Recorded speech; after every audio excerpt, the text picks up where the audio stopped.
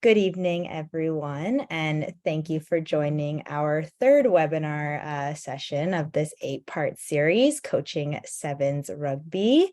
Just a few housekeeping notes before we get off with the webinar. For everyone who has not met me yet, my name is Catherine Gibbons, and I am Rugby Ontario's Coach Development and Community Rugby Coordinator. So tonight, as you might be able to see on the bottom of your screen, there's 3 icons, chat, Q&A, and raise your hand option. The chat option is disabled for tonight, but the Q&A should be working, and you should be able to post any questions or comments you have throughout the webinar in there. Myself and Jocelyn and the panelists will be able to monitor those throughout the entire session. If you would like to ask a question out loud, you can use the raise the hand option, and we will be able to unmute you and allow you to speak out loud. So you have both options.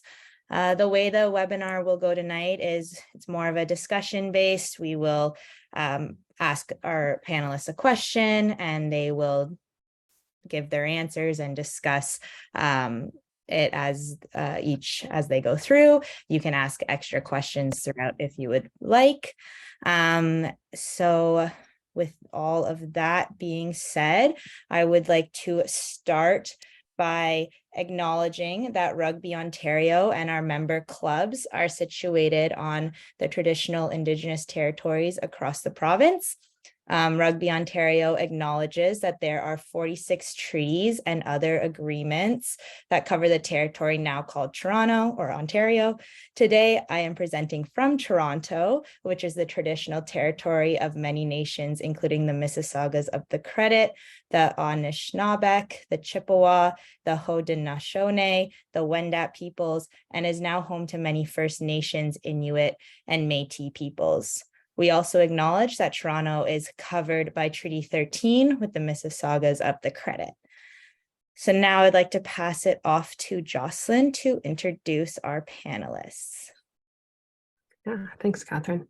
So my name is Jocelyn Poirier. I'm the manager of rugby development with Rugby Ontario, and really excited to have the 4 joining us that we do today, talking all about rugby sevens. So we have Chelsea Ross, who's with, Chelsea Ross from Alberta, who coaches CanWest Selects Women's Sevens and at the University of Alberta, their women's program as well. Khalil Ajram, who's a coach at Trent University. He's the director of rugby with the Aurora Barbarians. He's the development manager for the Toronto Reds and the Canada Misfit Sevens. And among others, for most of these people, if you're interested, you can read their longer bios. We'll let each of them speak a bit more to their experience as they go through. Jocelyn Berriot, who's a coach at Quebec and the Canada Women's Sevens and Concordia University Women's Team. And Ian Fitzgerald, who's a coach with the Rugby Ontario Blues Sevens and 15s and Brock University Women's Program. So today, as Catherine said, will be more a Q&A style. So we're going to get started with our first question, and we'll let our panelists take it away from there. So first thing we're asking is, what strategies do you use to introduce the sevens game to 15s athletes? And what skills and areas do you prioritize or focus on for success in sevens? And I know, Khalil, I think you were the one. No, was it? Chelsea. No. Who was taking this? Chelsea's going to take this. Awesome. Would you like to share your screener, or would you like me to leave this question up for you? You can leave it up. It's fine. Perfect. So yeah, I am lucky enough to get to start with the first question. Coming to you from Alberta, feeling pretty lucky to be with these other panelists and with this group, and looking forward to some good rugby conversation. This is a pretty relevant question for me. This is something that we're going through right now with our pandas. So we just finished our 15 season and now switching gears into sevens. So I kind of went back and looked at previous practice plans to see what we did right off the bat. Something that I think is pretty important and is a bit of a sneak peek to a later question is thinking about your team profile. So what 15s athletes are coming, what skills do they have, what kind of a sevens game do you want to play, which we'll get into more, but that will really determine what type of skills that you're going to be focusing on. If you're a big team, maybe it's more of the contact area. If you're fast, then maybe it's more of the run, catch, pass focus. So I think organizing your team profile and the way you want to play leads into this, which will come later. Something else I think is quite important is the acknowledgement for the 15s players about on-field positions. So yes, you're a prop. Yes, you're a wing. Yes, you're the scrum half or link into on-field roles. So I think in sevens, they change more frequently than 15s. It's not one scrum half who's following the ball around necessarily. So knowing based on the situation, what your role is, are you the first receiver? Are you having to clear and making those decisions a bit quicker? Something that we used with Canada Games. So I was the apprentice coach for the Alberta team at Canada Games. We used a mindset, skill set structure. So we worked on what our mindset was going to be. We picked our skill set from there, and then we built our structure off of that. So for example, our mindset, get the ball back within 3 phases, which leads to our skill set of tackle, jackal. And then our structure potentially could be a 7 and 0 on defense, maybe working on line speed, maybe an outside shoulder alignment. So that kind of flow is how we made some of our decisions as coaches. And then finally, we did different blocks of a teaching block, a learning block, and a competing block. And we made sure to make sure that our athletes knew which block they were in. This is time for you to learn. This is time for us to teach. And then it's time for you to do it.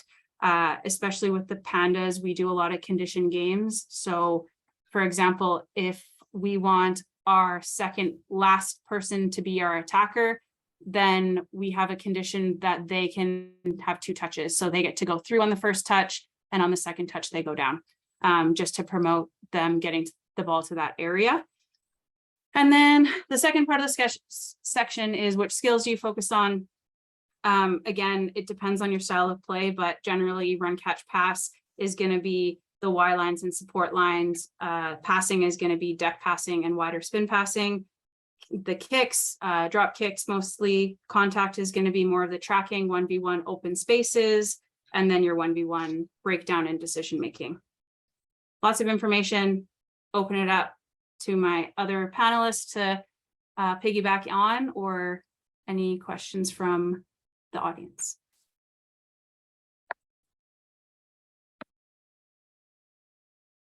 No questions from our audience yet. So if anyone else wants to add anything to Chelsea's comments.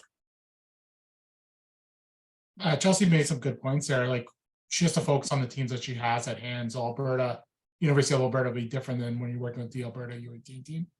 So the first thing you need to do is, your priority is, what are you focusing on for their development pathways?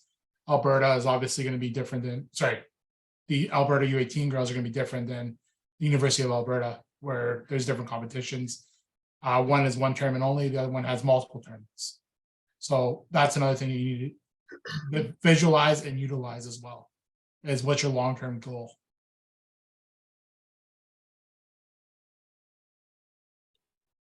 Can any of you maybe speak to how that might be different, or what if there's a difference in that skills areas when you're talking about, as we said, like juniors maybe who have just come out of a high school season or a club season going into sevens for the first time versus a university or a more high level transition 15s to sevens? Yeah, I think that what's funny is that some players have a ton of access to sevens and some don't. So you're really working on 2 different, 3 different, 14 different levels sometimes. And I think that I try to make it as simple as humanly possible. So some of the stuff that I just talk about is threes on attack and 3s in defense, and start counting and count and count and count. It's just a lot of counting things. I feel like as soon as the field is a full size field, sometimes that can get overwhelming. So it's always fun to start with different size fields to build confidence and then go from there. So those are just little things that I do to try to get everybody on in using a common language and seeing some common pictures before blowing it up into 7v7 full field and bust it out. So those are just some things that could help with that a little bit.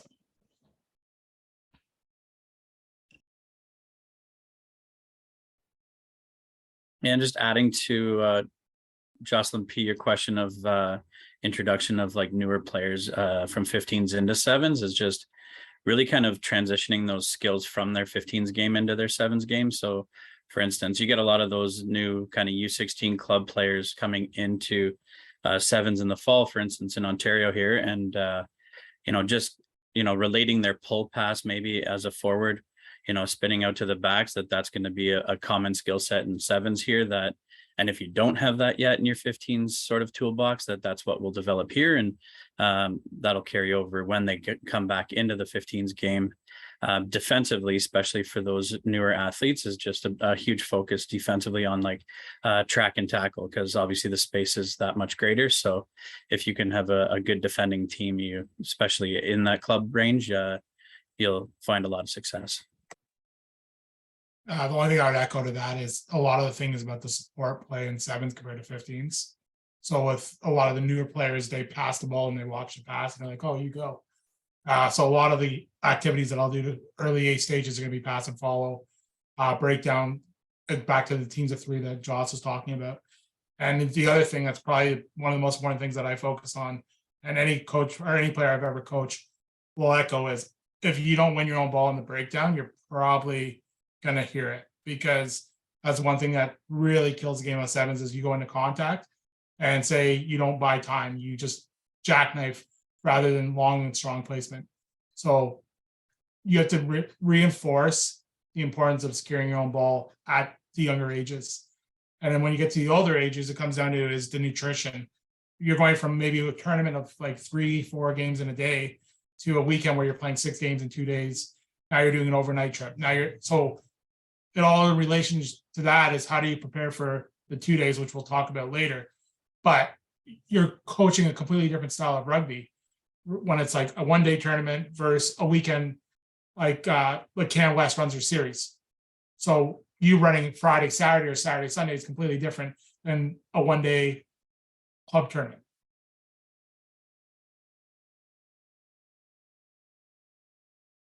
I think the I don't know if it quite answers this question, but just something I'm thinking about is based on all the different levels, we just need to adapt who we're coaching. And like Joss said, to keep it simple. So what we see on TV from the World Series, our players are probably not going to be able to replicate that.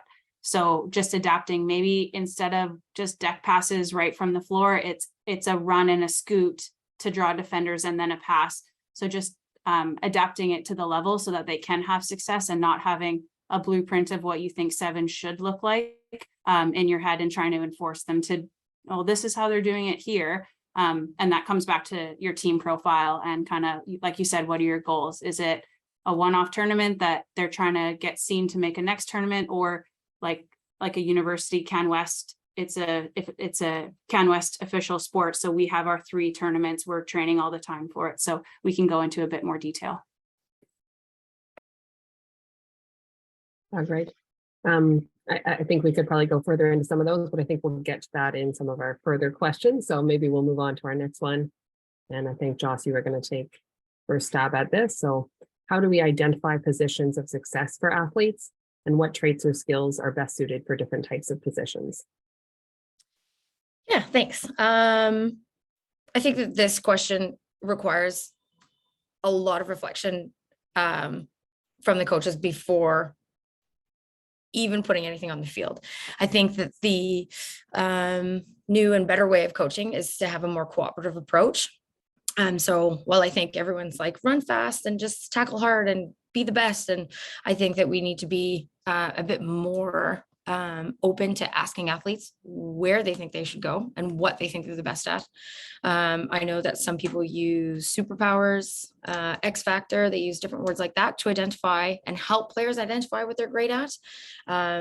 So I think that asking them where they want to be, knowing why they're playing the game, definitely having an understanding of where they're coming from and why they're playing the game.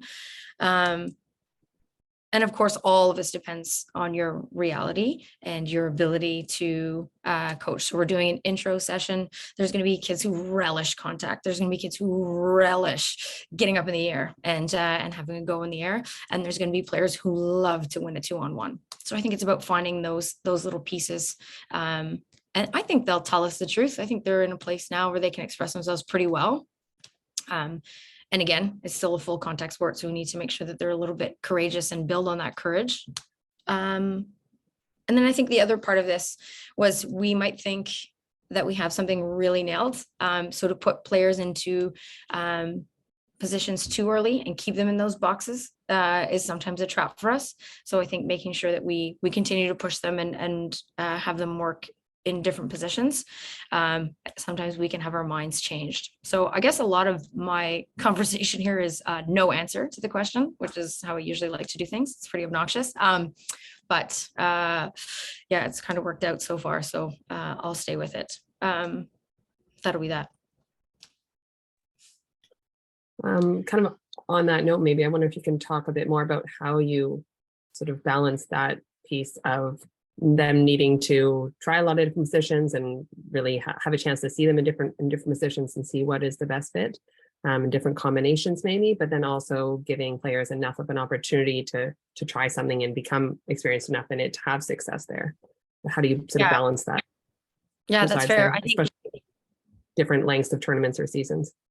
Right. I think I was very fortunate. My last point of reference is Canada Games. So I got to work with that group for a really long time. So I'm speaking from a point of privilege where I got to work with them for a long time and try things. And the competitions that we didn't matter because it never mattered. The results of those games didn't matter. It's really about having that be a place for them to explore some stuff and for us to find out, you know, what players like to be in under moments of pressure and like to be tested.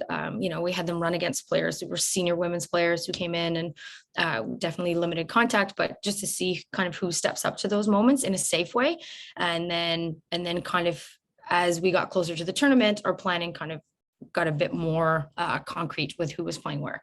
So we definitely had a lot of moments. Like, again, we had the challenge at the Canada Games, for those who don't know, of only having 10 players. So a lot of us live this experience where we're like, well, if we have 10 players, we can't traditionally have what we had. So we had to look at hybrid players. So we have a great poacher, but she's also our fastest player. So where do we put her to have the most success? What do we need most? Who are we playing?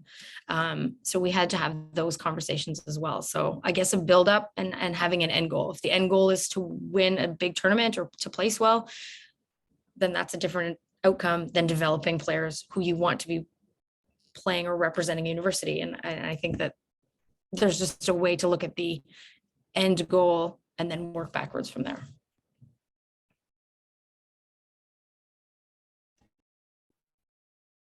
Yeah, thanks. Anybody else want to jump in on anything related to sort of positions of success or identifying skills for different positions? I would probably give Joss probably a lot of credit there too. She's probably not identifying by the time they come to their first tryout or first practice. She's probably watching them play at school or club or whatnot. And that's another thing that makes a very successful sevens coach program is identifying the kids. Like Ian Fitz could probably name every single girl in Niagara. Like, no lie, he probably knows every girl in all 9 or 10 clubs down there. Joss probably does the same thing in Quebec, or especially the Montreal area. Chelsea probably does the same thing in Alberta. And that's why they're on this panel, is that's their keys to success, is they don't start when you show up to practice that first time. They would have had an eye on you way before then. And that's kind of what separates the powerhouses in sevens compared to just like the, here we go, is the identifying the athletes at an earlier stage in their playing career. I think we've got a question here, a hand raised. Catherine, if you want to unmute him.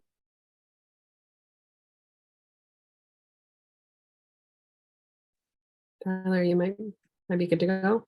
Yeah, you should be good, Tyler. Hi, thanks. I had a question, just circling back to the question itself. It's like, what traits or traits or skills, are best suited for different types. So to acknowledge Jocelyn, I agree. She deserves every piece of recognition. She's fantastic, and Khalil, you do a great job, and I know that all the others in the room as well. But what is it specifically that you notice in the athletes? We drew a line sort of between 15s and 7s. If there are those in 15s, what is it that you acknowledge, you notice, the things that sort of stick out? To say we identify an athlete, but what is it that is a trait or a skill that's best suited for different positions in the game? Thanks.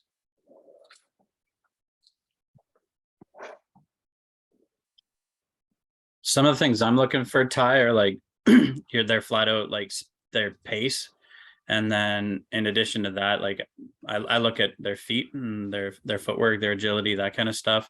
And then going back to what Khalil was talking about in terms of like breakdown work, if they're menaced down in the breakdown, then that kind of talks a lot about their contact piece as well. But I know, especially at the younger age, I'm really looking at pace and agility, because like if they've got that sort of athleticism already, then for me, that's a plus, and one that I know you and I have both worked with, and she's now in the coaching mix herself. Like Maddie Cahoon was a good example of that.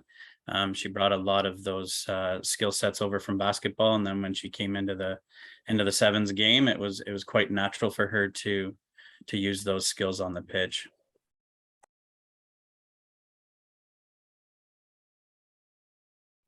Yeah, Fitz is right. So now I'm going to start to get a little bit exposed and answer some questions. Good job, everybody. Yeah, so they need to have good feet. They need to be agile. They need to be fast. Like we put everybody through lasers. Like we know who it is. We know who the fast ones are. We try to set them up. So speed, of course, is a big one. Again, the courage in the air and for me, their backing game, like how hard they're willing to work for one another is huge. So if a kid lies on the ground every time they make a tackle, like I'm not super happy about that. Okay, that's a bit real. That's a bit honest. How selfless they are on the 2-on-1. So a lot of kids, when they get to sevens, if they are kind of sevens athletes, they're usually the best of where they're from. And the best of where they're from try to get together, and they try to be better together. And they're used to being able to score on first touch, on first phase. If there's a kid, if the fastest player on our squad can win a 2-on-1 on the outside and give it back to somebody on the inside, then that's a kid I'm taking every time. So again, it's how they can play for each other, with each other, and the skill set they have. Obviously, their catch pass is important. And we do a ton of work on catch pass every day. Anytime I'm with them 3 times a week, I would do it we do skills work with some of the players who are on the national team 3 times a week. And it was just catch pass for half an hour every single day. And decision making, it's catch pass, under pressure, less space, more time, yelling, screaming, throwing bags at them. Like, and again, you have to have a good relationship to do those things. But it's creating a pressure environment for them to do that in. And yeah, and they're obviously their coachability. I don't know how to say that word any differently. But if a player is unwilling to receive feedback when they're 17, it's not going to get better. So working with those players to kind of push them and keep them involved, and yeah, just helping them get better and working with them to get better is huge. I don't know if am I unmuted still? Can I say, okay, great. Thank you. Thanks very much. One other question, I think Khalil typed a bit of a response here, but I misread the question. I missed proper tackling. Sorry. Oh, okay. That's my how important do you consider proper tracking in terms of skill development? I have found it to be the foundational piece for my defensive coaching.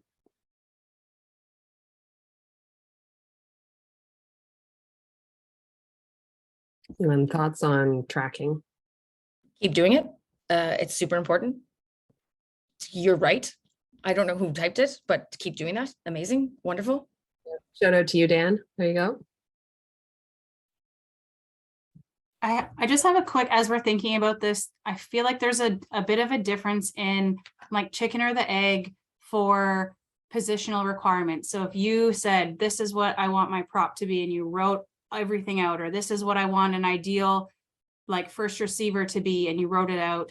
And now in a situation like Canada Games, you're able to select, okay, can we select this kid over this kid, versus like a club team. If you have a club team and you're going in, then maybe there's some selection, but sometimes you just have who you have.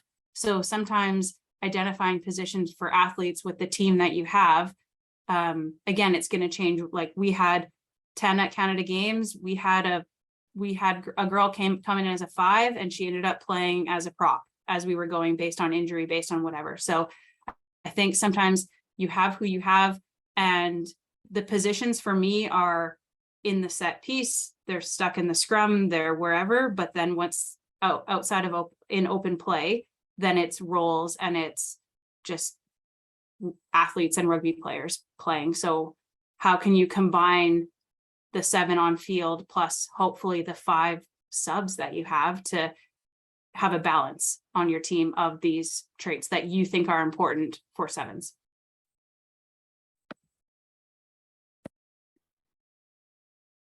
Yeah, great point, Chelsea. There's a follow-up to the tracking question there, Joss. Yeah, okay. From John Butcher, can you define or explain proper tracking? In 7s, what does that look like in what situations? Define proper tracking. I mean, if tracking is done properly, there's either 2 outcomes. Either there's a tackle made, or you stop momentum and they feel like they have to stop and come back the other way. So I think there's 2 ways to read success. Those would be 2 successful outcomes. So one, I guess if the player is safe in the tackle, then that's also a pretty successful outcome. I think that the thing that 7s, the patience in the tracking and staying inside shoulder as long as possible is the hardest thing that we faced. I know with the group that I prepared for the Canada 7s, it was really, it's almost so hard to explain. It was hard for me to explain as a coach, and it wasn't working. And the moment that it clicked for them was when our senior players came and ran against them. And so we had players saying, no, like, you're too far, like, you're fast enough, like, you can get there. So I think there's lots of time where they don't get enough time to work on it one-on-one. And then there's a one-on-one situation that gets better and manageable. And then you add another player, and then you have to start trusting and then working together. So I don't know if that answers your question. But it was really, for us, there was a clicking moment there when the senior players jumped in and helped lead them by example, because I wasn't getting there. Yeah, to kind of add to Jocelyn's point too, outside of just doing 1v1s, I found a lot of success when we turned it into a 1v2 and allowed that inside support to get to the space where we need them. So in terms of our Ontario squad at the Canada Games, we didn't want that other team coming back the other way. So our inside support was always ahead of the ball, and they were hunting in that way, ensuring that there was no cutback coming in from that side. If a tackle was in progress, that girl that was on the inside support, she then would flood in, and her first job then is to ensure no offloads are there. So they're kind of like in that passing lane, ensuring that no offloads happen.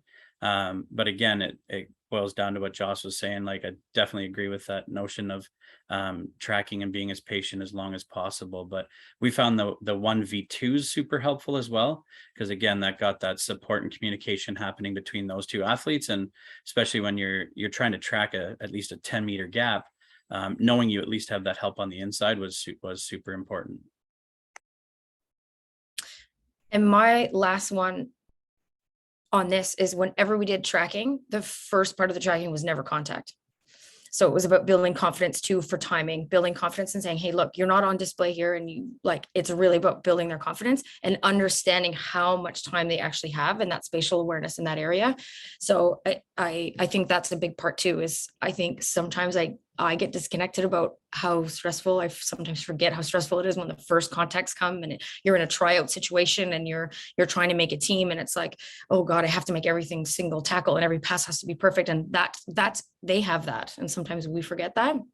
So always just building their confidence and letting them do some non-contact stuff first would be important for me. Can I just hop on one successful moment I've seen is with New York Sevens, and I think 2015 or 16, the Oshawa Vikings are down there, and I think they had some guys not show up or whatnot, and they're playing games 7-on-5, and they ended up winning that game 7-on-5, and that's all because of their defensive structure. And with 5 players on the field, it's not that hard if you have proper tracking support, because they're covering the gaps. So like, that's an example of prime tracking, is winning a game down 2 players the entire game. And I'm not sure if there's any Vikings on there, but that was like inspiring rugby to watch, because they busted their chops off to cover that inside support and to move across the field.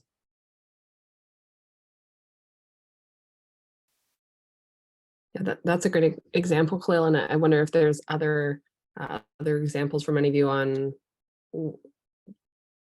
games, drills, examples of ways that you would work on tracking more. I love Joss's separation, right, of the tracking and the tackle, pulling them apart. But any other kind of tips for that tracking piece in sevens?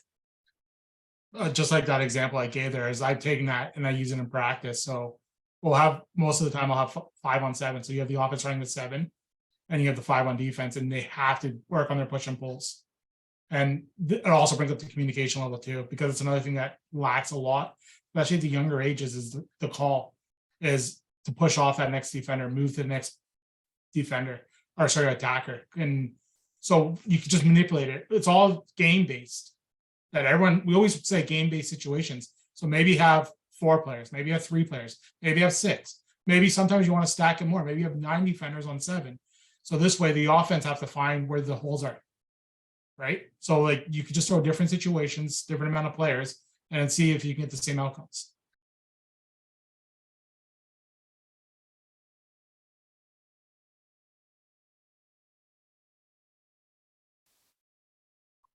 Yeah, great piece. One more question here.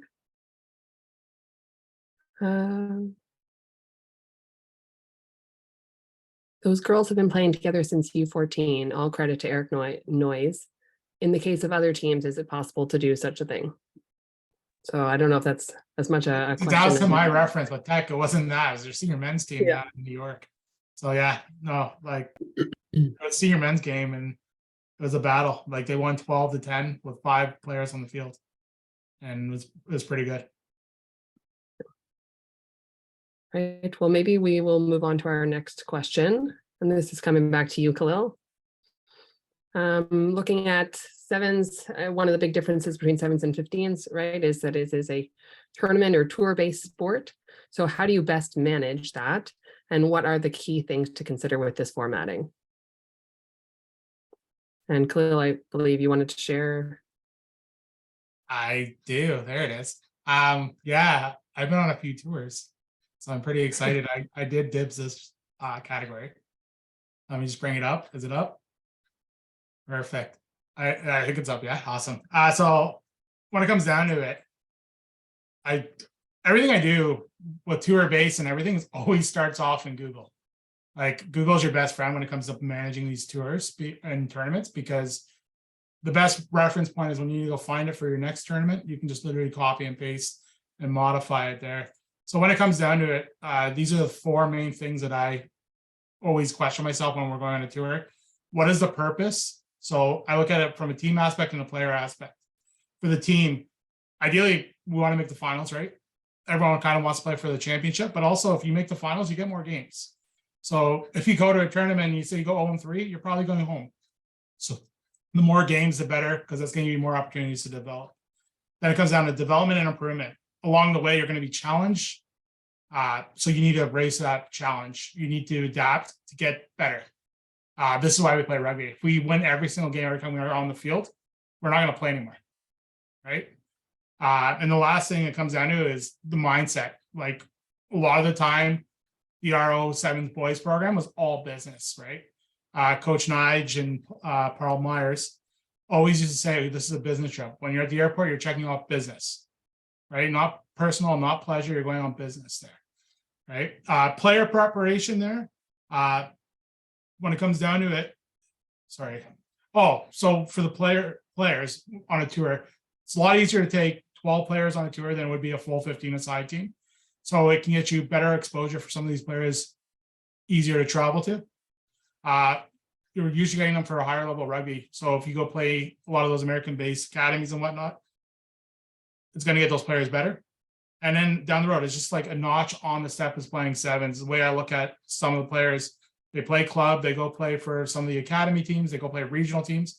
They may go play for the Ontario team, and hopefully one day they play for Canada. But if not, some of those players might stay in the clubs. Maybe they become referees, maybe they become coaches. Maybe they're involved a lot more, right? Preparation, when it comes down to it, is the first thing we do every tournament is we have a meeting, whether it be in person or Zoom has made it a lot easier. You just have to get everyone on the same page. It's very rare. I don't remember the last time we've ever had more than the same 10 players on the roster. Almost every tournament's a different roster. If you ask Joss, even with her Quebec senior women's team, she won't have the same roster from tournament to tournament. And they still have success. And that's just by the preparation. Joss, we'll hear it. I can't wait to hear that song. You know it's going to come, right? Communication. How do you communicate with your teams? The newest thing that I found out is WhatsApp chat groups are pretty popular, easy to download, go from there. Emails are good to do, depending on the team you're coaching. So if you're coaching a junior team, emails, the parents like to stay up to date as well. So shoot an email to them once a week, once every 2 weeks. Keep them in the loop, because what you think the kids are going to tell the parents doesn't usually happen, right? And then the last thing that comes down to is Google Docs. Literally love Google. Slideshows, spreadsheets, forms.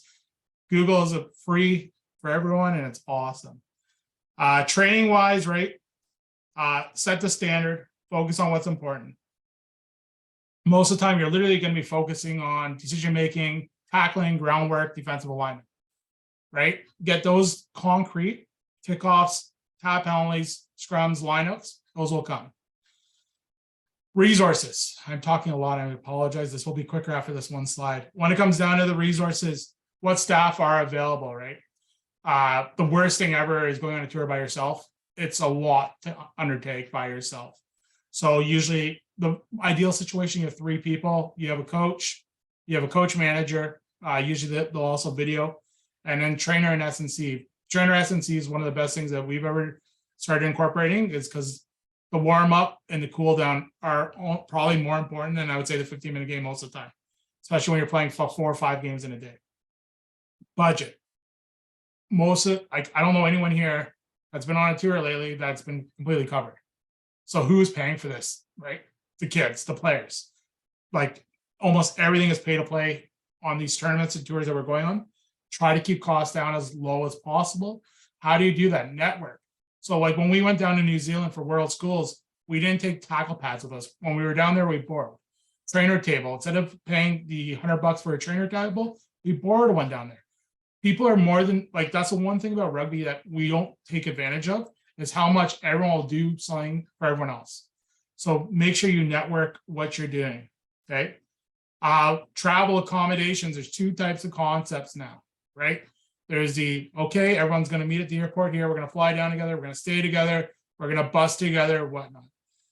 Concept that I've been incorporating a lot more in my tours is travel with your families. Because let's be honest, I think even when we went to Florida, we took 6 teams. I think 6 out of the 72 players didn't travel with their parents. So their parents are already going down there. They're already spending the money for the hotel room. They're already spending the money for the rental car. So it might be a concept that you start to incorporate where you're charging, like, say, the tournament fee, the medical fee, staff fee. Now you're not charging them for room and board that their parents are already paying for. So look and exploring different options to make it as affordable as possible. And the one resource that I started incorporating a lot more of is parents. Parents are there. Parents need it. They want something to do, right? They enjoy watching the games, but they love to go get snacks. They love to go get popsicles. They'll go get fruit trays. Parents, underutilized asset that literally can make or break a tour, right? And then the last thing is recap and review. So you got to debrief with your players. I would say probably the day after the tournament or day after, 2 days after. It's got to be while it's fresh in their mind. So whether it be just individual conversations, whether it be a small meeting, you don't want to try to drag it out too long, but you need to get the key things. What worked, what didn't work, what needs to change, what needs to improve. I think that's like, what is that, SWOT analysis that you guys, everyone calls it, you teachers? Debrief with your staff.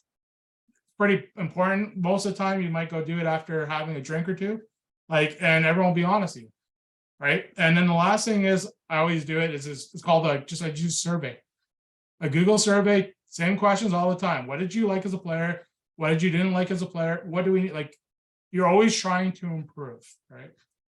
And here's my photos, makes life a lot easier, right? What is the goal of that tour or tournament? So this year is the 2019 Can-Am series that we ran at Fletcher's Field Great North Sevens. We had 26 players here, U18 age. Most of them are the underage bracket, so they're U17s going into U18. So what is the tournament? What is the tour for? So these are for players, obviously, to get more skill development playing against 2 USA teams, right? They're 17, they're going to be trying to compete for that U18, 15-a-side team for the year after. They're in that age group where they're getting identified for U20s. They're in that age group where they're getting looked at for universities, college. There's 26 players here. Of that, I would say 45% of them ended up playing U20 Canada. On the white jerseys, there is the West team. That was coached by Sean White. And up there, if you actually look at it, you almost can see the entire UBC backline there, right? So there's a lot of guys there that play at UBC now. If you look at the other side there, you got Cal Sager on the far end there, who just got capped this week for Canada Sevens. Khalil, I don't mean to interrupt. Your screen's not showing the picture. Oh, no. I was so excited for this picture. Hold on. Oh, is it there now? Yeah. Yeah. So there's the photo that I've been talking about that no one could see. But this photo here, 26 players up. There's a bunch of them are U18 15s capped, U20 capped. There's one there that's been capped for Canada Sevens. So what is that purpose of that tournament tour? Was obviously to excel these players to move ahead. Okay. Oh, I don't even know if I can do this now. Can you see the new sheet? You can still see this sheet? Okay. So this year is my tracking sheet. What do I need to pack? What do I need? Field side, medical, meeting, extras. The worst thing is going on a tour tournament, not having things readily available. Like one time we were down south, we couldn't find a scrum cap anywhere. Like we had a kid with stitches, they couldn't play because they didn't have a scrum cap. We had a kid who needed a walking boot. We couldn't find one on their size. So these are the sort of things that you need to start to look at and prepare to have. Classroom stuff, right? You need a projector. Do you need a whiteboard paper? Do you have a laptop? Did you bring a camera? Honestly, playing cards. These are all little things that you might overlook, but it makes the tour just so much better. When it comes down to the run sheet, this year's, I call it the Bible. Everyone gets it. Everyone has access to it. Everyone knows where to be, when to be. So there's no questions 1,000 times a day, where to be, when to be, what do we need to do? There's one thing in here that we started doing a lot of is the weigh-ins. On a week tournament, players will drop weight a lot because they're not maintaining their water levels or they're not eating to that point. So that's what we started doing for the long tournaments. We started weighing in every morning before they eat to make sure they're maintaining their water weight and body weight. But this year, like I said, and the other thing here is this actually, we empower the players. The players are all given roles. And I think they enjoy doing this. Like as funny as it is to fill up the waters, but players enjoy having that task. They enjoy being involved. With sevens, it's so much more of a family than anything else. So every time the duties change, they switch it up and it works out well. And then the last thing here is the run sheet. Let the players know when to be at the field, when to be taped, when to warm up, training times, field side, tunnel, kickoff, cool down. When it comes down to most tournaments, they say be at the tunnel by this time. If you're not there in 2 minutes, you're going to default the game. That's a long way to travel, or a lot of things to default the game because you're not prepared with your team field side ready to go. And then the one thing we started doing too is have a camera, iPad works real well. Let the kids be able to watch it between the games because maybe they can adjust on things on the fly, seeing that things work, things that didn't work. So don't be afraid to empower your players to have the tools to succeed. Like when we had the laptop at BC Place, the kids like literally were all over it before the game, seeing what worked the day before, just because it keeps it fresh in their mind, right? And then the reminder, don't forget to eat, right? This year is one of my first tours. This is 2007. And that's probably the last time I actually ate on tour, because during a tour, you forget to eat. Like as stupid as this is, like you'll forget to eat. Like, and that burger was really good. Twin Elm Burgers. I had a double there, it looks like, with some chips. And I'm honestly pretty sure a player bought it for me. But don't forget to eat. All right. Is there any questions there? You segued really nicely into the question we had, which was best recovery snacks for sevens. So coaches, it's important to eat, but for our players, are there specific foods that you encourage them to eat or that you provide, whether it's between games or breakfast if you're traveling, that sort of thing? Yeah, so the best snacks ever, so it depends on the type of players you have. So with the Aurora girls this year, I always just bought like the sugar candies, so Swedish berries and whatnot. They would have those because you have an hour between games. So it depends on how long your breaks are between games. So like something quick that they can get in, they'll digest and turn into like quick into their bodies. So the sugar candies are good. And say for Fleming, you guys would have longer breaks between the games. So maybe you're getting them more fruits based, you're getting them a little bit more bread based, maybe you're getting them oatmeals, depending on the type of player you have and how long you have between the games, I think would be the best snack judgment. I'm not sure what Ian or Joss or Chels does. I usually just give them Sour Patch Kids or whatever. I'm not gonna lie, I love eating them too. So 2 for them, 1 for me. Anyone else want to weigh in on snacks? Another comment here that Sour Keys got the Toronto City teams through their tournaments this year, so you're not alone on the sour candies. Anyone else in on food between or around throughout a tournament?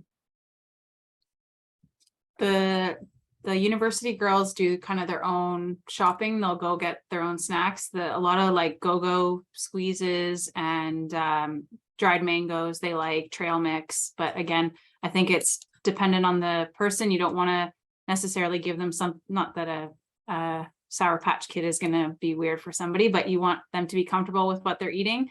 And again, depending on how much time you have between games. But yeah, fruit, bananas, whatever, you need to keep yourself going.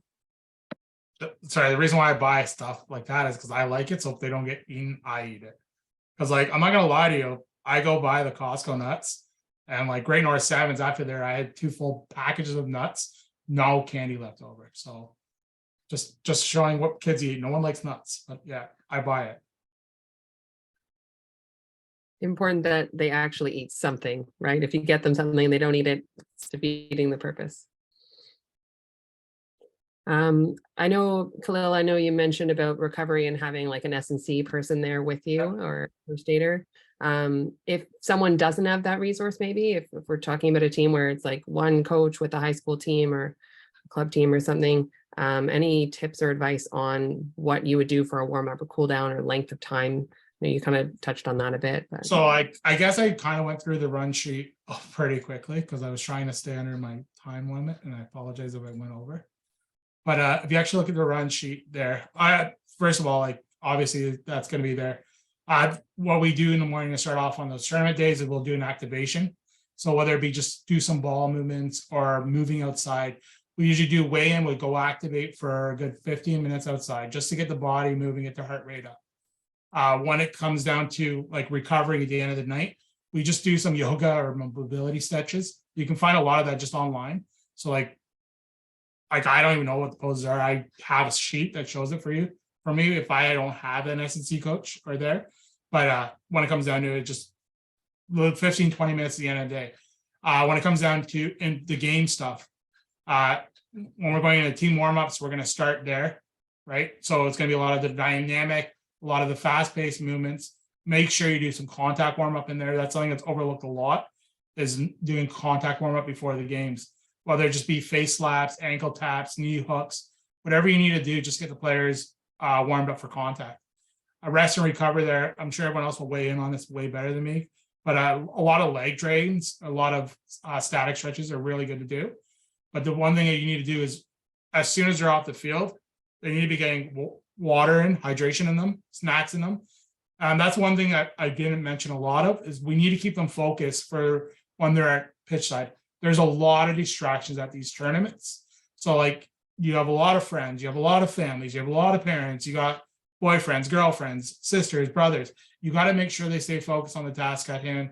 Because if you don't have a proper warm-up, cool down, like I said, the most important things are probably outside of those 15 minutes. Inside of those 15 minutes, you have no control on. You don't know what's going to happen in that game. But outside and before and after, you need to control what exactly those players are doing. You would hope they make the right decisions, but there's a lot of distractions, right? Like I get distracted sometimes at tournaments. I'll start talking to someone for half an hour and I'll be like, oh, well, we play in like 10 minutes. And the girls are over there still eating Sour Patch Kids. But I'm not mad. At least someone's eating Sour Patch Kids. Couple other simple go-tos are things like foam rollers, keeping a lacrosse ball in your kit bag. I know that's a really big go-to for a lot of athletes. And then as Khalil mentions, like the in-between game to game, I don't even take a risk anymore. I had one athlete, she's now fourth year university kid, but I think we went three tours in a row where she ended up getting sunstroke, and I was like, okay, enough's enough. Now we do team umbrellas. And so especially if it's my regional team or provincial teams, we go team umbrellas, and they're not allowed to be out and about unless they're shaded. And they always think it's like, oh, but it's supposed to be a great weekend this weekend. I'm like, that ain't for the rain. Like that's to keep you out of the sun. And they don't think about it, right? They're like, oh, sweet, we're gonna get a tan and play rugby. It's like, no. That's not happening. So but it was a really bad case. Joss Chelsea, I don't know if you heard, but I was told that there was an update on day one that there was 4 or 5 kids that were extreme dehydration and close to that heat stroke sort of spots. So again, my manager and we talked about it with the girls when we did our meeting that night. It's like, girls, I know you thought it was ridiculous at first, but here's what some of the other teams are dealing with. So you don't necessarily have to do a team version. You can always just bring your golf umbrella from dad or something, but it's huge. That kind of brings up a point of a coach going above and beyond the Call of Duty. 2017, the Canada game, what was it, Canada Games? What do we call it? Nationals. Remember when we played it at Mariloma? Because Burnaby Lake was rained out. And Ontario went and rented a classroom or the cafeteria at the arena next door. And all the other teams were huddled in like a change room or outside in the rain the entire day. And these Ontario players had gym mats and a kitchen, and they were sitting indoors in the warm. And I honestly think that was the difference of why it was the Ontario boys final and the Ontario Alberta finals, is they won prep getting there. Yeah, Chelsea, I remember, good game. But yeah, it was good. But like all the other teams didn't prepare for the rain, and like that's the above and beyond of a sevens coach. Is you can't really think about that 15 minutes is probably the easiest part of the tour, right? It's the lead up, the build up, and during. That's the parts that make or break a team. There's one kind of story for as far as warm up goes that sticks out to me. So I was on one of like the NCCP multi-sport courses. We were talking about warm up, and so I said, oh, for sevens, we kind of adapted, and it's less than a 15s warm up would be. And I'm like, you want to try and maybe mirror how long you're going to play. You don't want to be warming up longer than your competition would be. And then the track athlete goes like, oh yeah, we warm up a pretty long time to do a 100-meter race. And I was like, oh yeah, fair point. So I think it's definitely a balance with your warm up. If there's, back to your question, Jocelyn, like if you don't have an S&C with you, maybe there's somebody that you work with in your program that can send you a list of here's some good stretches, here's some things that you can then implement. Again, like there's lots and lots on the internet, but just making sure that it's consistent and that they're doing something. Yeah, great point, guys. I'm just we had a question about, can we get a blank downloadable version of the spreadsheet? So just a reminder to everyone that we will send out all of these resources. Could I just post the link there so they can just look at the link? Perfect. Okay? Yeah, you can do that. And then our next question here is, do you have any tour rules that would ensure that your players stick to your schedules or other team specific requirements? How do you keep everyone in line? Yeah, so the one time, I want to say it was Nigel.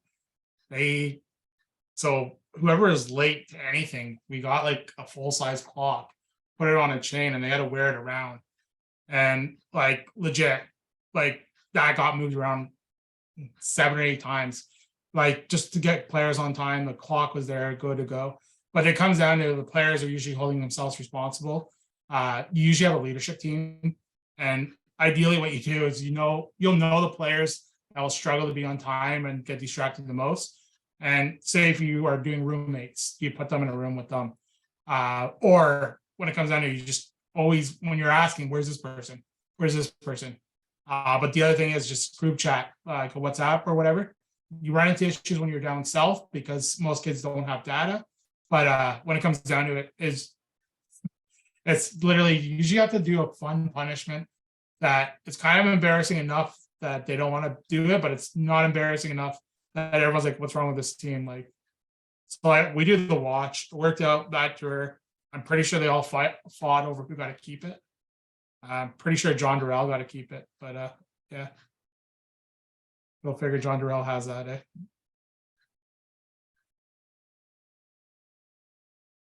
All right, if no one has anything else on that note to jump in, we do have one more question. Our season changed to tournament style to decrease travel time. Sometimes they expect teams to play back-to-back sevens games. What is your suggested optimal or minimum time in between a game of sevens if you're playing the same lineup? So most schedulers, so that's, I guess, my other hat is I run the Great North Sevens and I do most of the scheduling for the Ontario's there. We'll schedule an hour between the games. An hour is the optimal time. High schools are completely different because you probably have to play 2 or 3 games between 3 hours or whatnot. Ideally, when it comes down to like that situation, you have enough players that you're able not to go play in there. Most teams will do back-to-back games. Like that'll be a 30-minute window. So you have time to still not recover, but rehydrate, give instruction, and just go back at it. So you almost want to keep yourself warm to go right back into it. The worst thing is when you're back-to-back game and you sit around for those 10 minutes and then kick off again. Ideally, you want to try to get, I would say the minimum you need is 44 minutes, 45 minutes, ideally an hour plus. But if it is back-to-back, like legit, water up, quick meeting, get back into handling and play, because the worst thing is the stop and start, depending on the weather too. Say if it's raining, say if it's cold, say if it's hot, like it's gonna just drain you way more. I think if I'm just looking through some old emails for when we run our Alberta regional championship. So we run our university and then we put U18 boys and girls games in between. I remembered I had an email about it, 2017. But there's guidelines from Rugby Canada. This one said 2 hours between consecutive kickoffs. So there was a complaint because there was 50-minute time. Obviously that's not, 2 hours isn't always going to be able to happen, but I think there could be a World Rugby, especially if it's youth athletes, they'll have a guideline. I believe their guidelines they can't play more than 90 minutes in a day, right? So like, I'm not sure if there's an actual guideline between games. So that might be a question to look at. I know most high school tournaments are going to be, you're going to get maybe a 2-game break and you're back on. And that's just what you're dealing with. You have 3-4 games, or sorry, most of them are 3 games, but it's between the hours of 2 and 5. Even the OCAA girls college are playing, I think, 3 games in a day with like usually an hour and a half break, an hour break. Yeah, 3 or 4 in a day. Yeah. On the weekend. All right, well, I think we will go to our final prepared question. We do have a few other questions, but we're hoping to leave some time at the end still so that we can get into some other pieces as well. So Catherine, if you want to share, but our final piece is how and when do you identify or adapt your team's style of sevens? And Ian's gonna take us away for this one.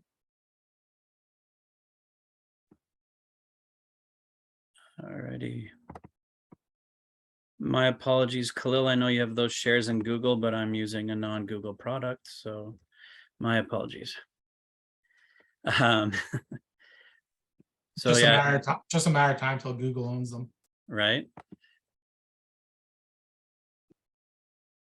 So yeah, some of the things I'm thinking about when identifying and adapting, the picture there you see is our Canada Games group, and as Jocelyn mentioned, like when we were rostered to 10, there was a lot of differences in that squad that we were looking at. And so similarly to Quebec, we were looking for a lot of hybrid athletes. And so I think in that group there, I think I had one athlete who'd ever played a forward position outside of sevens. Knowing that there's probably a good array of different people here. Just wanted to highlight this a lot because I've had a lot of conversations with people, especially at club tournaments and things like that, where there's people that just aren't necessarily fans of sevens, and I just say whether fan of sevens or not, it's that developmental piece. And like I mentioned earlier, right, your spin pass becomes your pull pass in 15s, your track tackle. If you can do it in sevens in the 10-meter gap, you're shrinking that back down to 5 to 7. You're going to feel a lot more relief doing that. And then of course, any sort of decision making under pressure is a good thing. I always want to ask myself, even like, how do I want to play in terms of my coaching? What sort of ways do your athletes want to play, or what is beneficial for them to play? Because that's going to kind of formulate how you're going to run that. Got those 3 photos off to the side there. There's 3 different coaching styles for sure, right? I think Mike Friday is probably the perfect example of a coach that would fit perfectly into that US system, right? They're going to need a lot of structured pattern play, that kind of thing. If we're looking club-based, you're probably finding some clubs that like that offload game. So it's going to be that one pass crash. Me personally, especially starting out with a club, I like running a kind of a 2 pass and play model, because then you can build from there. And so for me, that's kind of what this slide here is talking about. So the group in the pennies, that's kind of our club group. Move then into that regional group there with the yellow group there, and then you see our Canada Games group there in the red. So yeah, a couple key foundational principles for me to think about. And as mentioned, mine is that sort of 2 passes.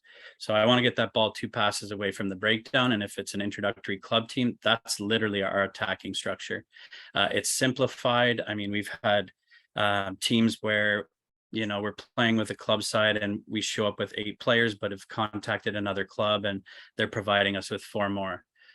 Those 4 other athletes don't know our structure if we're doing something too complex, but if we kind of just let them know, here's how we're playing off breakdowns, that's our debriefs between sessions as well. And then we're going simplified kickoff, kick, receive, and defensively. Joss already mentioned the term big.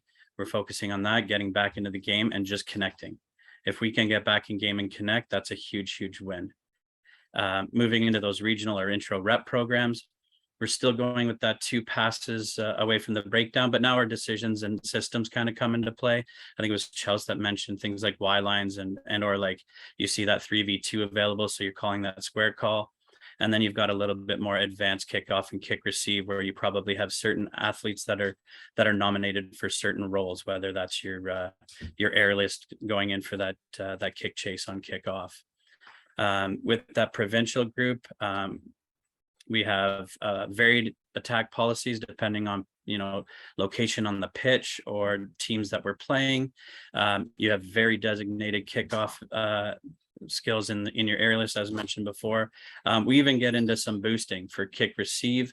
The only cautionary thing there is you're very dependent on your opposition. Do they have a kicker that's actually going to put the ball up high enough for an aerialist? And so we still work that skill in training. I find that the athletes love it. We've gone as young as U15 doing it.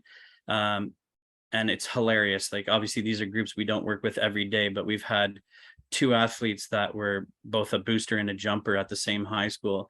And it was about a 3-week period of time that we didn't see them. And literally we get into the indoor facility, and the first thing they're doing is like, yo, coach, check this out. And sure enough, they just start practicing their boost. And so we're looking at 2 grade 12 girls and full extension in the air. And so when you look at that photo of the Ontario girl there, that's a single boost from Ontario. And sorry, Chelsea, we're stealing. I think that's an Alberta ball. No?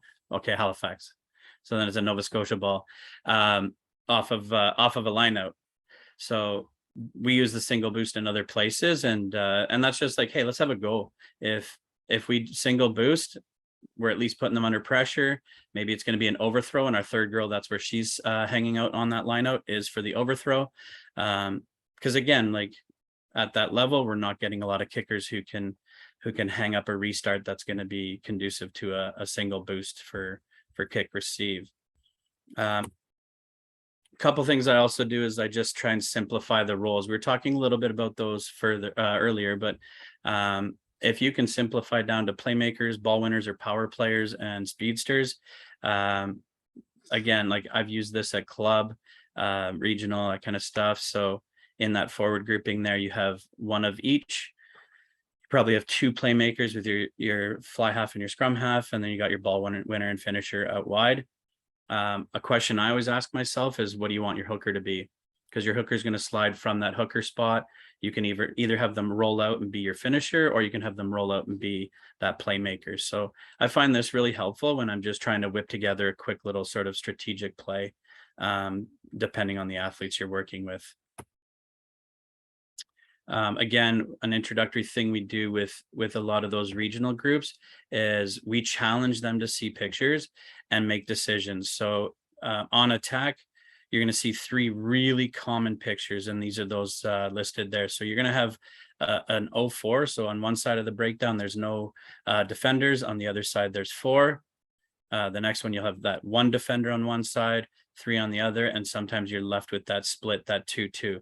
And I know, just because he's already asked a question, Ty's on the line there, and he and I've had some discussions about this in terms of like different pictures that are beneficial. But again, I just in brackets put a few things that you can expect to see. Like if you have that 0-4 defense and you spin that ball out to the 4, be ready for some defense to really blitz up in your face, right? That 1-3 option, your Y lines and squares could be on a lot there. And then in that 2-2 split, there's likely one defending side that's going to be exposed. So letting the athletes see that, and ideally it's going to be your scrum half in that situation. If they're coming in, whoever the scrum half is in that breakdown, if they recognize it's a 2-2 split, they're usually pulling that ball and they're taking out that first A defender, and that oftentimes will create the overlap that they're looking for. So that's something we really start to introduce a lot, just a little higher up than club, or even a good U18 club side. If you've had the same group of athletes coming through your ranks from U16 up, I think that's totally reasonable for that level as well. And I'm just going to finish off on something like this. So this is another one of those groups. So just be ambitious, challenge the athletes to take risks. Like these girls absolutely love practicing this skill. And so I just freeze framed these from a little video clip I had, and these are U17 girls. And as you can see, that final picture on the left, she's literally in movement. So she gets her to full extension and able to move. It's not every U17 girl that can do that, U18 girl that can do that, but I'm telling you for sure, like when they can, they love it and they have a blast doing it. So that's something we definitely do, is challenge them a lot. And I'm just going to leave off here. I'm a big proponent of developing as a group and working towards common goals over a long stretch of time. So this is one of our regional groups that was pretty near and dear to me. And I worked with all these athletes from the time they were grade 9 to grade 12. And so they're kind of sending off tour was we did the Paris World Games. And why I was super pumped about that one is we literally beat the Irish national team in the final with a regional group from, middle of Ontario. So yeah, it's something that I always do is to really make sure, like if I'm putting in the time, it's not going to be for a single tour. It's going to be, that you're working with these kids for multiple years.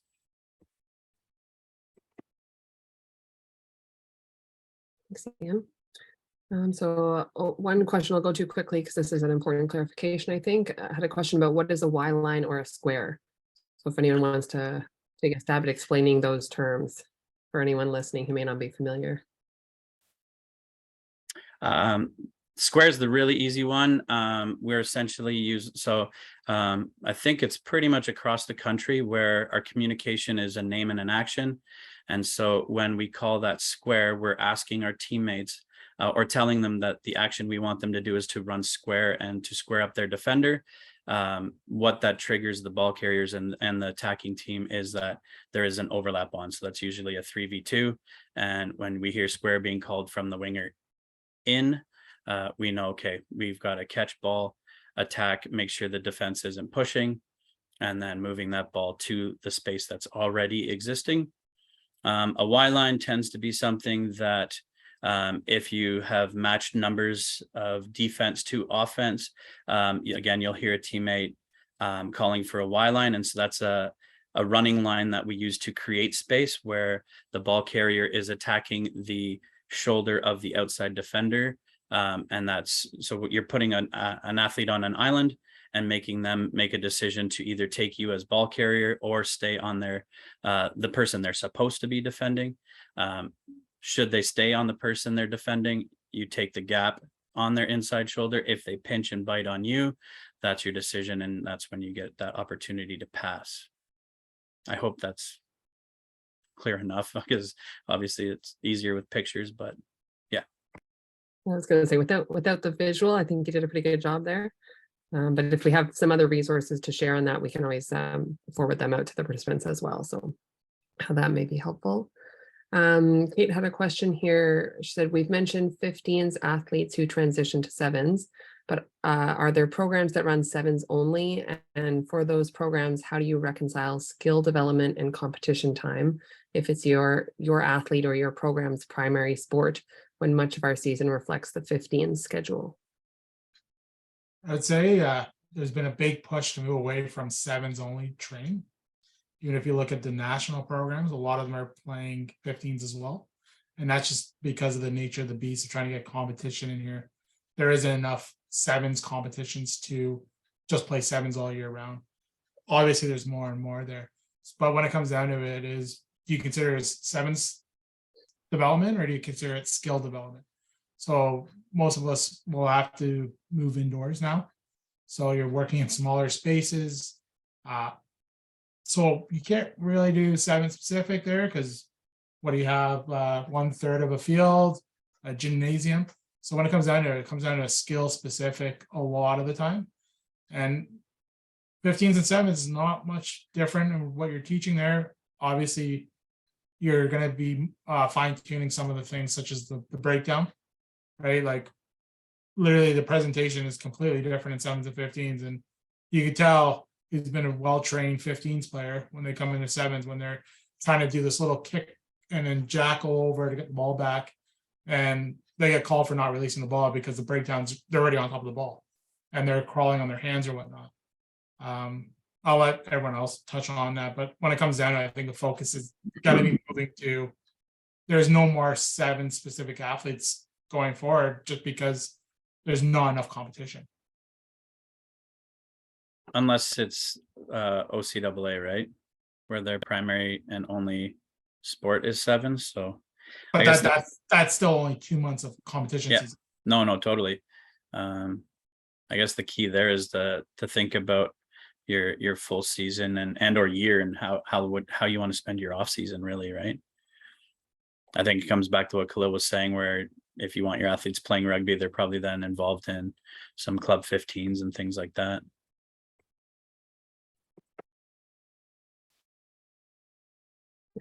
Yeah, probably similar answer then for if you're talking about a high school program where they don't have the numbers or the league of 15s to play in.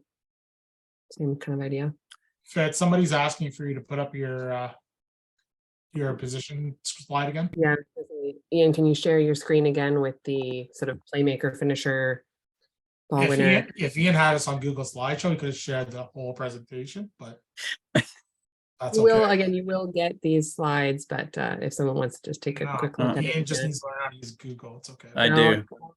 Tyler, I know you had another question. You want to throw your hand up? We can come back to you. Oh, what the heck? You're right, Khalil. I definitely need to invest. It's free, dude. Completely free. I'll teach you how to use it. And I'm just kidding. There was another question too, Khalil answered via the chat here, but around use of a penalty. So when another team has a yellow card, with it being only 2 minutes, sort of any strategies or things you recommend around effective use of that yellow card time. Sorry, yeah, just touch more based on Paul's thing there. So if you actually, depending on the situation of the game too, so if you're winning the game and there's a yellow card, like a lot of the teams now will kick for touch and go for a line out or call for a scrum because they'll buy 30, 40 seconds and just kill the clock. My answer was more so if you're losing the game, the worst thing that can happen is you run a tap penalty and then the first phase you're knocking the ball on or a forward pass, because let's be honest, it happens probably more than we'd like to admit. So how often are you training your tap and go penalties? Do players know where to go, when to go? Do players know when to tap and go by themselves? Do they know what to look for if they're going to look, right? So that's just some of the things I was trying to get at, but obviously I can't really type that fast. Yeah, and one thing that I stole with no shame whatsoever from Chelsea was scenario cards, and so it was like so it was launch, time, and score. So and then situations. So if they pulled 2 minutes to go, you have a yellow card, up by 2, down by 3, like whatever it was. And they were really interesting to let them play out. And we got to do it in a friendly environment twice when we were out west together and then at Canada Games. And I think it was super beneficial because as much as we would like to create situations, sometimes it just feels better and there's more, I think, understanding when they get to live it against a group that's not them. And oh, remember that time that we had that in that scenario and we pulled that card, what did we do?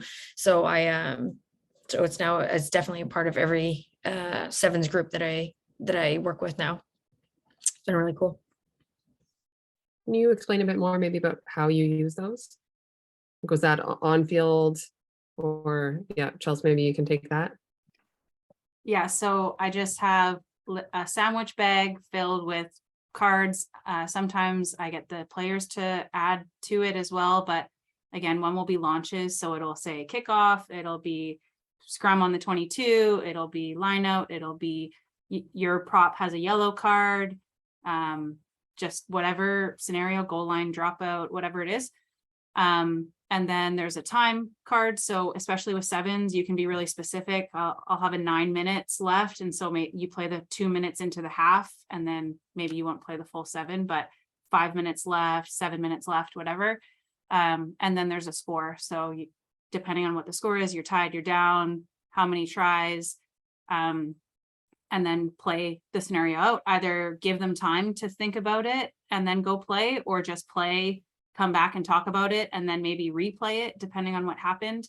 And again, you can get them involved. I sometimes will add like superpowers in there too. So there's somebody, if they, especially in a training environment, if it's not full contact, I might add, if a certain player gets a touch, it's an automatic turnover, or somebody can take a double touch or things like that, just so that they're getting that higher level decision making, because we play against players that we know. For example, when we're playing against Vic and Scurfield's on the wing, we know that we have to defend her differently than playing against somebody else. So we try and get some different scenarios with players as well. So the penny means that they get 2 touches, or the penny means that they get an automatic turnover. And then like Josh said, just playing it through.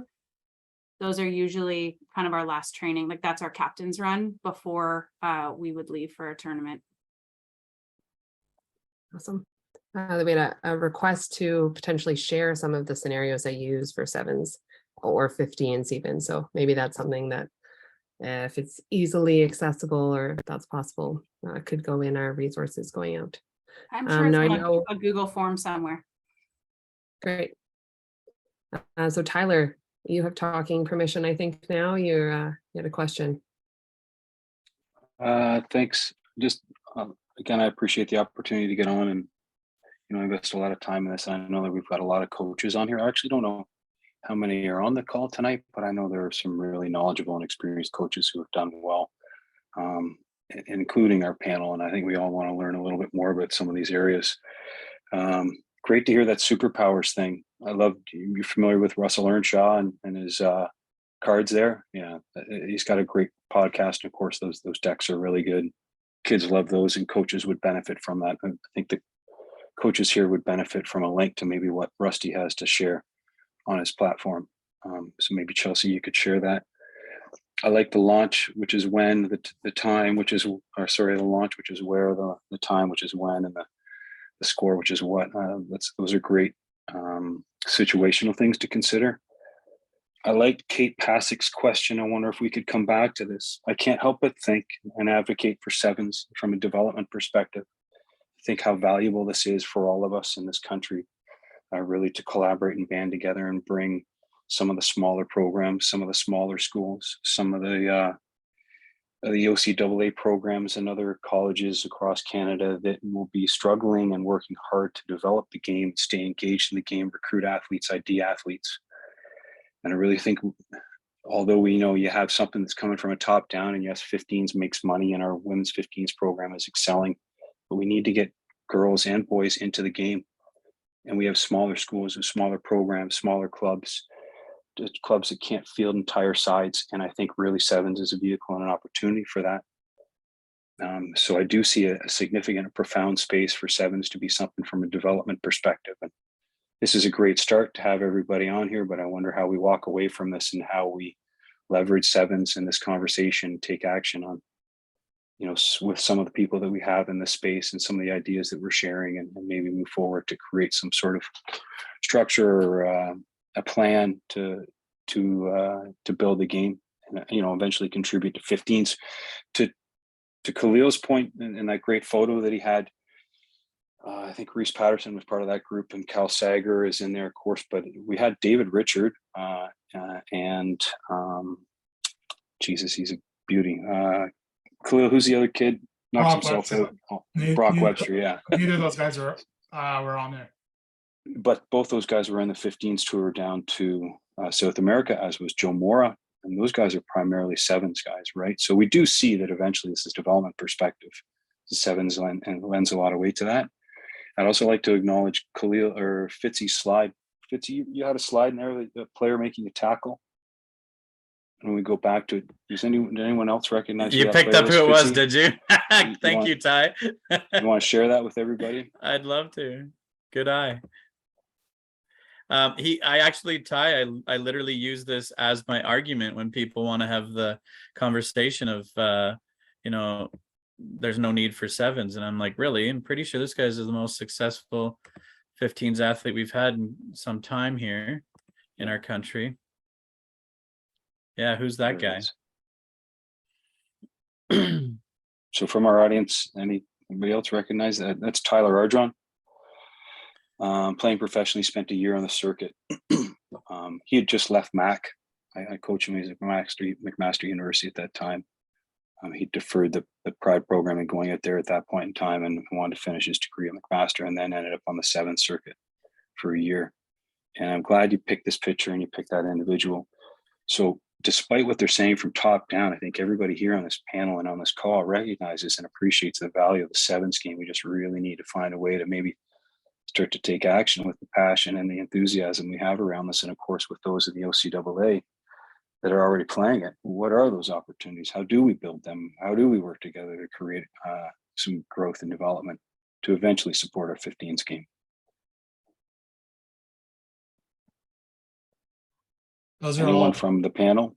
Those are all very good points, and obviously we all agree with you, but I don't know if that'd be changed on like this kind of panel here. I think it needs to be done at AGMs and taking I think you reach out to the board of directors and whatnot. Like, I don't know anyone here that can make an impact there. There's a question about 7 seasons switching and whatnot. Like, I don't know if anyone here would be the decision makers or influencers for that, but that's just my opinion on it. I'll let someone else talk. Yeah, the only thing that I think works is that people are working together. The conversations have to be inclusive. We have to work together. We have to find ways to connect. We have to find ways to play against one another. We have to find ways to stay close. We have to work in the same direction. I think often we get stuck in silos and we have different things that are driving us, but if the common vision is to have, 50% of the national team being from Ontario, well, that's going to take everybody. And I think that's a super cool goal. Like that's, that would get me up in the morning every day trying to make that happen. So the only thing that I think has worked for me in my life is just working with other people in the same circles and sharing stuff, and yeah, just trying to lift each other up. Well, we certainly get that opportunity at things like this tonight.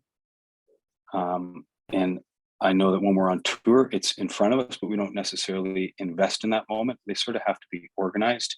And Jocelyn, I think you're out at National still, right? In BC? Yeah. So you think of all the coaches that are out there, what's structured and what's organized from an administrative level to actually put all the people in the room? And no offense to the people wearing Rugby Ontario jerseys, because you're important, but how does this look really from Rugby Ontario's perspective? So tonight you've got a captive audience, but when do we get an opportunity to share our ideas and our questions? When else does that happen? How do we create recurring opportunities for that, so that we do start to generate some topics and some action items? So just a reflective question, I think.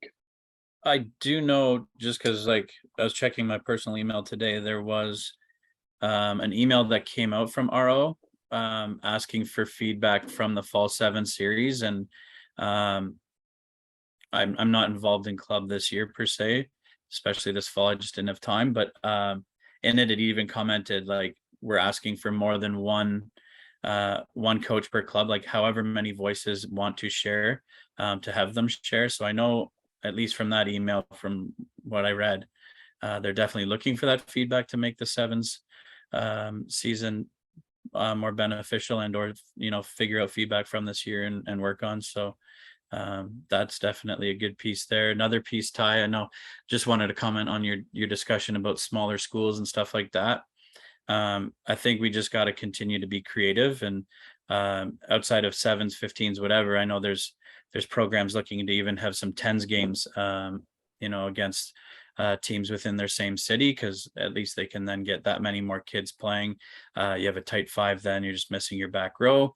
I caught wind recently, obviously, from coaching at Brock. Our past coach, Steph Pavlovich, is now phys ed department head at Eden High School, and she just spearheaded an initiative, I think with Sean Medeiros, on flag rugby. So they just did a whole sort of flag rugby day, and they're going to do 2 or 3 of those. So, and again, that might be a good entry point for athletes. If contact's not the thing right off the start, why not? Like, just get a ball in kids' hands, right? And some of those kids are involved in our NRU program. Spoke with them at our last training session, and they were like, they had a blast. They loved it. The Brock girls came out and helped coach the games as well. So talked to some of them, and they felt like they were rock stars because these girls were just like in awe. So, just little things like that I think are going to help as well, just being as creative as possible, as often as possible. Awesome. All right, I know we could go on all night probably with lots of 7s comments and questions. There's a few more in the chat, so feel free to answer away there, but I do want to get to at least one of our rapid fire questions for you before we end out here. So, biggest piece of advice or take home message for everyone listening? We'll maybe go in the same order. Chelsea, do you want to start us off? No pressure. I mean, I had a really great experience with 7s this summer. So doing the next gen Canada West stuff, and then being able to coach at the Canada Games were both really great learning opportunities for me as a coach, and has kind of changed my outlook, and that applies to 15. So for me, rugby is rugby. I think there was a comment in there saying that 15s transfers back to 7s and 7s transfers back the other way. So again, maybe it's a bit fluffy, but just making connections with your kids, trying to make sure that you're giving them a good experience so that they can continue. I think that was part of Khalil's point, maybe that what are they going to contribute back to the game? And part of Joss's point, I think too, was about that cooperation piece. So if you're new or you're starting, you don't know that much about 7s or whatever, just have that cooperation, have it be a 2-way street, and work through it together, and just enjoy yourself as you're doing it. Joss, I think you were next. Quick I am, take-home but I message. don't remember what the question was. That's bad. Take-home message or piece of advice to send them away with. Just share, just work together. We're all competing for the same thing. It's to feel fulfilled and feel wonderful because we coach. I'm sure that some people feel different ways about it and go about it and measure it in different ways, but yeah, life's short, so we should work together. Love it. Khalil? Hi. Control what you can control. There's a lot of things that you cannot control on tours, like if there's an injured player on the field, if the bus is late, if a player forgets their cleats. Control what you can control and try to stay positive and optimistic about it. Like, what we have to remember on these tours is for some of these kids, this is going to be like their one and only time getting out of, like, say, home, or sorry, I'm talking about tours all the time. Like, even this experience might be their one and only time they do it.